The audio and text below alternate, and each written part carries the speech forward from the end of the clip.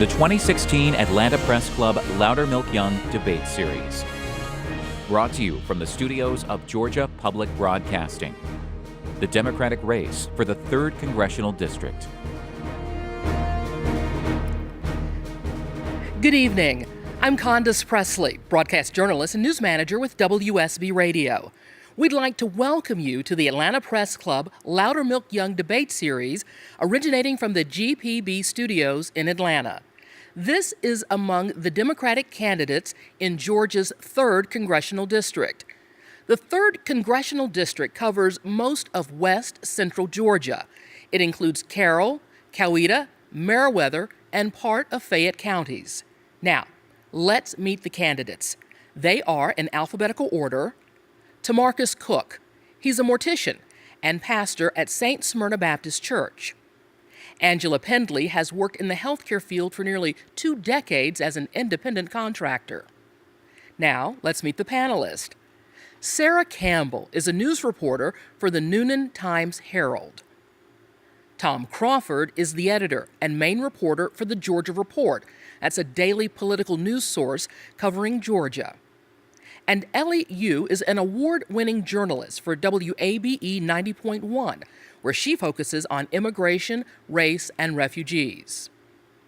Tonight's debate will consist of 3 rounds.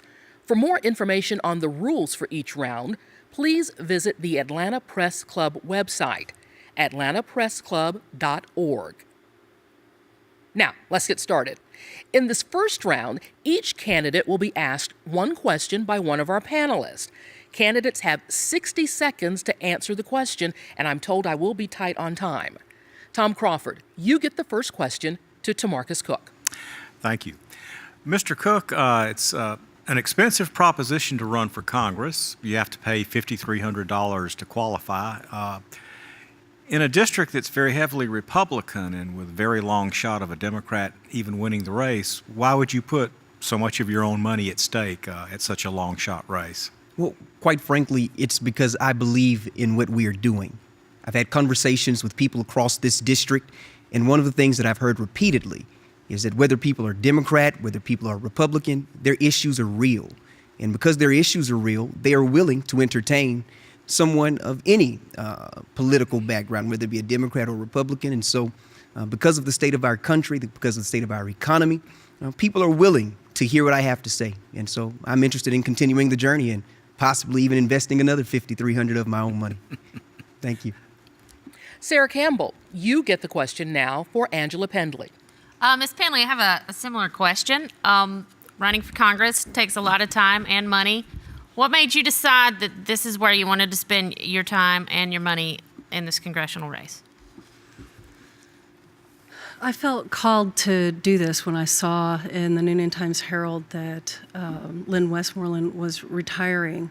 I know that there are many people that are in opposition of the Affordable Care Act, and I would like to be the person to protect it and ensure that people have the rights and freedoms that it provides. And if there are issues with it, then we can work with what we've got without eliminating it. We can improve it. Thank you. That will conclude our first round. Now, in the second round, each candidate will ask one question of his or her opponent. Each candidate will have 30 seconds to ask the question, 60 seconds to respond to the question, and then 30 seconds for a rebuttal. By random selection, Tamarkus Cook, you get the first question. Sure. Angela, I'm curious to know what are you prepared to do through this office to assist women in this nation? As we know, there are many disparities for women in the workplace, in the workforce, throughout the nation. There are many instances. What do you plan to do to support women through this congressional office, through federal legislation? Well, I would like to be part of the Healthcare Benefits and Administrative Rules Committee and decrease disparities for women in health, who need access to care. The medical field is designed mainly for men, and one of the deadliest diseases facing women is heart disease. Newnan just received $75 million to build a cardiac center, and I would like to be able to see that women are treated fairly. Their symptoms are different than men who have heart attacks, and their treatment would need to be different. Also, I would like to make sure that women in the military are able to have access to birth control, such as Thank IUDs. you very much for that answer. Did you have a rebuttal for the answer to her question? Yes, by chance, do you have any plans for how you would support them through the congressional office of the 3rd District specifically? I believe that getting on the Healthcare Benefits and Administrative Rules Committee would allow me the freedom to focus on women's health care and discuss those issues with other healthcare-minded individuals. All right. Great. Thank you very much. Now, Angela Pendley, it is your turn to ask a question of Mr. Cook. Mr. Cook, what committee in Congress are you considering?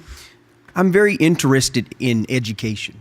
One of the things about our 3rd Congressional District that makes it a very unique district, but yet one similar to many districts across the nation, is that we have many institutions. We have University of West Georgia, we have LaGrange College, we have Gordon College within the district. But one thing that does not excite me about those institutions being present is that there are children who drive past those schools and those institutions every day that will never have an opportunity to attend those institutions because they cannot afford college education.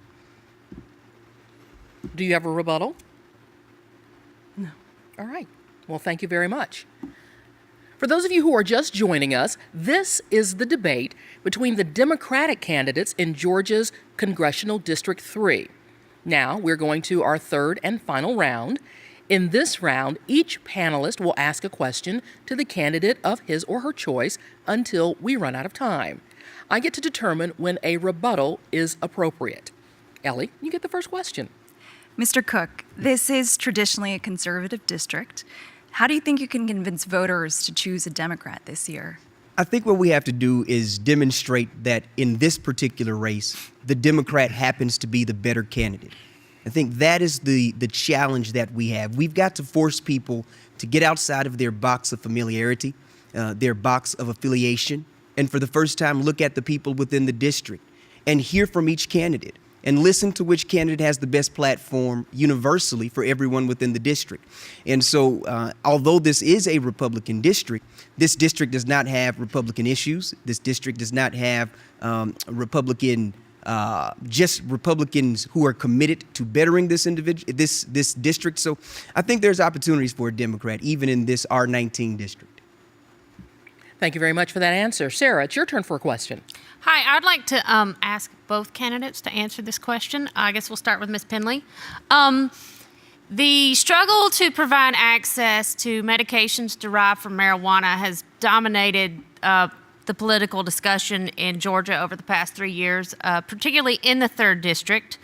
One of the biggest issues is the lack of research on the benefits, and a big reason for that is that marijuana is considered to be Schedule I on the federal level with no medical uses, and this limits the ability to do research.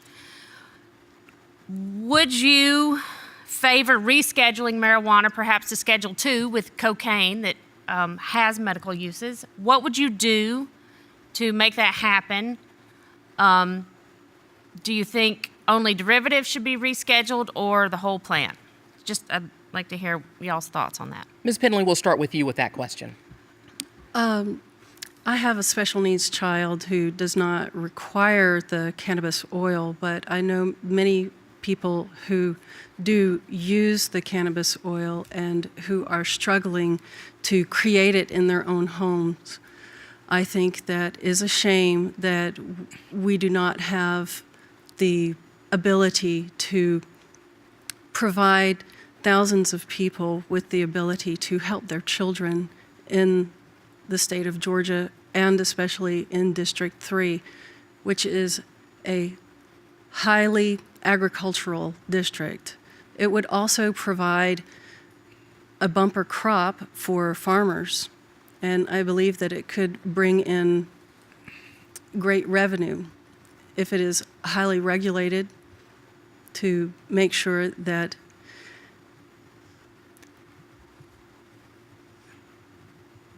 Okay, thank you very much, Ms. Pendley. Thank you very much for that answer. Tom, you may now, oh, I'm sorry, my bad. No problem. Mr. Cook, you get to answer the question as well. Yes. I am in support of anything that helps our citizens make it through difficult health challenges. One of the things that excites me about the possibility of medical marijuana is not just its practical help through health issues, but also the possibility to stimulate this particular district economically. This district relies heavily on agriculture. If medical marijuana is accessible in Georgia and many other places throughout the country, why can't the third Congressional District, who is filled with farmers from not coast to coast, but from border to border of our district, this gives an opportunity for those farmers to have a voice if they desire to possibly grow this crop, to produce this crop, to manufacture this crop. There are transportation opportunities there that would be beneficial to this particular district from this opportunity as well. So I'm in full support of making it as easy as possible to access medical marijuana. All right, thank you very much. Tom, now you may ask your question. A question for Ms. Pendley. As you know, Georgia is one of the states that has refused to expand Medicaid coverage, even though it would make the state eligible for $3 billion a year under the Affordable Care Act. Is Medicaid expansion something you would like to see? And if you were a member of Congress, would you support a bill to perhaps compel states to expand their Medicaid coverage? yes, definitely. And I believe that the population that would be greatly or the most affected would be senior citizens, as senior citizens are the ones who would utilize it mostly in nursing homes. All right. Thank you very much. Elly, your turn. Mr. Cook, you spoke about education as being a key part of your platform and wanting to get students being able to afford college. What do you propose to do to address this issue specifically? One of the things we have to do is we have to really reform education in this country. One of the problems with education and access to higher education specifically is that the only children eligible to go to college at no cost are those who have excelled in the classroom. Well, that means that only those who have excelled in the classroom, based upon whatever circumstances they are dealing with, only those children are able to go on to the next level and acquire the necessary set of skills to participate in the economy, to participate in society. So the first thing we have to do is we have to provide access to education for all children on all levels, based upon the fact that education is not a privilege for our citizens, but it is a right. And so we've got to work towards providing access. If I can be in some way a catalyst, if you will, to start the conversation to making education and a secondary education, if you will, a skill set, if I can make that accessible for everyone, that would help. If I could follow up to that question, moderator privilege, you said if you could be a part of the conversation, so Yes. that's one thing you could do. Could you be more specific as to the type of impact you would like to have if elected to Congress? Absolutely. Out of the 3rd Congressional District, the Coweta County school system is doing something that is phenomenal, that I think will change the course of education for the nation. The Coweta County school system has adopted a German apprenticeship model where our children will go to school at their base high schools for 2 blocks during the day. And then for the other 2 blocks of the day, whether in the morning or the afternoon, those students will go to corporations, they will go to businesses, they will go to offices that have bought into the program, and they will receive a certificate of completion for an apprenticeship program, but also they are establishing already employment opportunities. Already they are establishing skill sets that will help them after high school, that will help them as adults trying to provide for themselves and ultimately benefit the economy. All right, Sarah, it's your turn to ask a question of one of our candidates. Mr. Cook, in a previous debate, you said that God wants us to send you to D.C. How would you respond to some people who may think that those comments are somewhat presumptuous and possibly a little offensive? Yeah, I think that those comments have to be measured with measured with perception. Comments and sound bites are just like beauty, and that beauty is in the eye of the beholder. That statement was intended to reach those who would perceive it as a good statement. And for those who perceive those kinds of statements as bad statements, it is my hope and my preference that they would forget that they heard those statements as we're trying to master this thing called pleasing everybody. As you can imagine, Sarah, it's very difficult to please everyone. So it is my prayer and it is my intention that beyond the sound bites that may have gone left unintentionally or right unintentionally, that people will listen to the platform and focus on that more than my own personal beliefs that are not forced upon anyone else, that no one else has to appreciate, and they have the right to do that. Ms. Pendley, were you someone who might have been offended by the statement made by Mr. Cook? No, but recently we lost a fire chief over religious comments where he voiced his beliefs, and it was a concern that I had for Mr. Cook. All right. Well, thank you very much. Tom Crawford, it is your turn to pose a question. Thank you.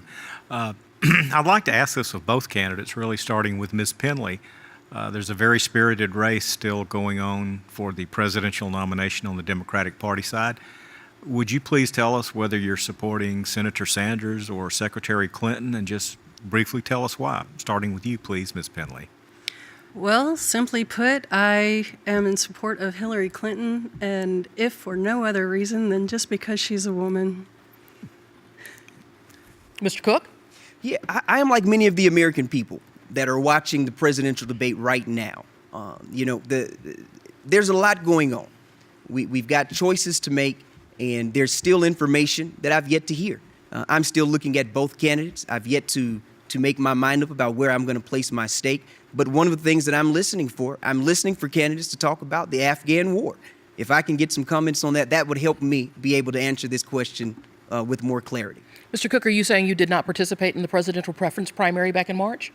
Well, that's not what I'm saying at all, but I think the question was directed specifically, if I may, at the general election, I believe. In March, there were more options than just a Bernie and a Hillary, so I don't want people to assume that just because I participated in the Democratic primary that I even voted for either of them then. So we're still looking, we're still actively waiting to hear more information. All right, thank you, that's fair. Ms. Yu. And this could be also a question for both candidates, but Mr. Cook, at the Newnan Chamber of Commerce Forum last week, when asked about taxes, you said there should be a standard metric of taxes, that people should be taxed, what it sounded like a flat rate. Flat rate. Can you talk a little bit about that proposal? And I think one of the main issues with tax issues in our nation is that it's too complicated. People can't understand how our tax system works, how our tax system is structured. One of the things that would mitigate the confusion, that would minimize the confusion, is a flat tax rate. Not only would it minimize the confusion, but it would assist us in the conversation that we're having around taxes. It would assist us in helping us determine how we bear the burden. All of us would have a universal share, a universal opportunity, or a universal rate, if you will, forgive me, that would allow us to simplify our taxes, our tax system. Ms. Pendley, do you agree? I think that would increase disparities among the poor. All right. Sarah, a question for one of our candidates, or perhaps both. Okay, I would like to ask one for both of y'all. If you could be guaranteed of accomplishing one thing in your first term in Congress, what would you want to accomplish? Sort of your dream goal. Ms. Pendley, why don't we begin with you there? My dream goal would be to make sure that our veterans are able to choose their own health care facility so they do not have to travel far distances if they don't have a car to try to find a ride to get to a base. I would like to be able to expand their health care so they may be able to have more freedom of choice. Mr. Cook. I'd like to help with the Affordable Health Care Act. It's broken. There are many issues with it, but there are people who have benefited from it already. And the beautiful aspect of the Affordable Health Care Act is that there are others who would stand to benefit from it if we work out the kinks. It's not affordable when a 25-year-old cannot even afford don't die insurance, which in essence says If all goes wrong, you can go to the emergency room. Well, for the 25-year-old, like the campaigner that's working for me, a young lady by the name of Jennifer, that level of insurance is $500 a month. And for many of them who are only making $125 a week, $250 bi-weekly, they can't afford coverage that is the complete payout for their payroll for the week. All right, Tom Crawford, you get our last question. Oh, okay. Well, Mr. Cook, I know you're the pastor of a church down there, I believe, in the district. So I was curious, how did you feel about Governor Deal's decision to veto the religious liberty bill? That's caused quite a bit of discussion. Did you agree with the governor's decision or not? I agreed fully with the governor's decision. That bill was an egregious piece of legislation that was not aimed at protecting pastors. As a pastor, I don't have to you don't have to ask me how I think that bill would cover me or help me. I know that it would not. All sensible-minded pastors and Christians and Muslims and Jews, whatever we believe, those of us who practice religion appropriately, we understand that our beliefs are our beliefs. We can't force anyone else to believe the way we believe. We can't force anyone else to think the way we think. And when we enter business, we agree to do business with everyone who is a citizen of this nation. Ms. Pendley, we'd like to hear your response to the governor's veto of the Religious Freedom Act. I think it was a wonderful decision that he vetoed that. Our country was founded on religious freedom. We have religious freedom in our United States Constitution, and in 1983, when the Georgia State Constitution was rewritten, the section regarding freedom of religion so eloquently states to let the people worship according to the dictates of their own conscience. And I think that's the best way it could be stated. Let the people worship how, where, and when they may. All right. Thank you very much. Well, that is going to conclude round 3. That's all the time that we have for questions. Now, each candidate will have 60 seconds to make a closing statement. Angela Pendley, you get the first closing statement.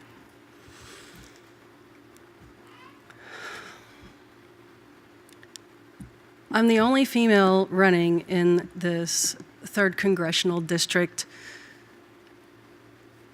race for the United States Congress to represent you, the people, in the district. Yes, there are issues with the Affordable Care Act, but let's not get rid of it. Let's not give our rights and freedoms back to the insurance companies. Let's work with what we've got, and let me help you. If you vote for me on May 24th, I will do everything in my power to make sure that we have improvements in the Affordable Care Act that will benefit you. Thank you very much, Ms. Pendley. Tamarkus Cook, it is now your opportunity to deliver your closing statement. Access and inheritance. Access and inheritance in this country outdo hard work and education every day of the week. It is my desire to go to D.C., not to put my stake in the ground, not to put a Democratic stake in the ground, but to find common ground so that all of us may have access to the opportunities that we need to become the citizens that we desire to be and live that American dream. Thank you for your time. God bless America. Thank you, sir. That concludes our debate. We'd like to remind voters that the primary elections will be held on Tuesday, May 24th, and early voting is already underway. Our thanks to the candidates and to our panel of journalists. We'd also like to thank the Atlanta Press Club for arranging tonight's debate. For more information about the Press Club and all of the Press Club debates planned for this primary election season, please visit atlantapressclub.org. Stay with us for the debate among the Republican candidates for Georgia's 3rd Congressional District. I'm Condace Pressley. Thanks for joining us at the Atlanta Press Club Loudermilk Young Debate Series.